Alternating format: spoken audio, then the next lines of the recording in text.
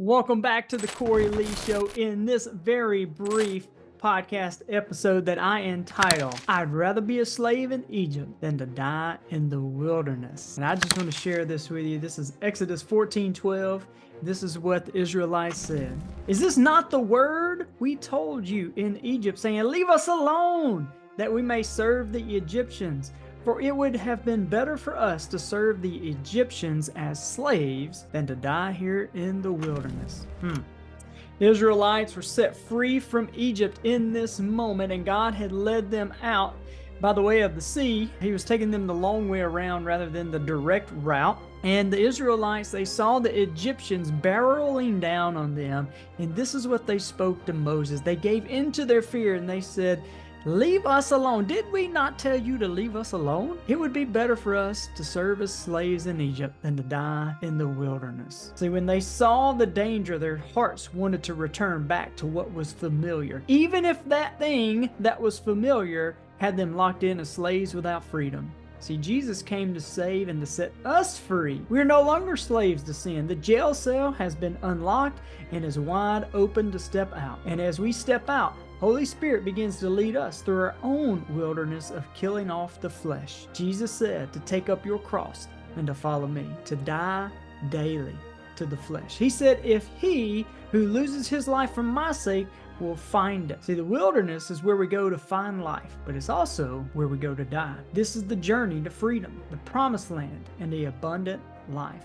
But the flesh must die. This is the very uncomfortable thing, and causes many to say the same thing the Israelites said.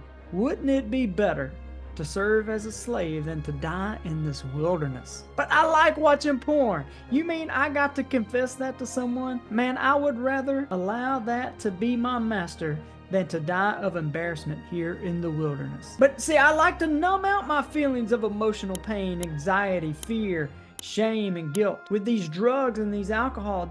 Don't you know how hard it is to let go? Don't you know what they've done to me? Do you not know what they said to me or the mistakes that I've even done myself? It's better to not feel anything than to die in the wilderness and deal with the deep work. It's just easier that way. And see, the list goes on and on for each of us. But how easy it is to want to turn back to what's familiar, even if what's familiar is our own prison cell. It's easier to step back into that cell than it is to walk the journey towards freedom, which takes a hard right turn into the wilderness where my flesh will die if I allow the Holy Spirit to do his work. See, there's a power in this work, though. There is freedom. Every single chain is removed. Rest is so much sweeter. There's no more striving and forcing or making things happen.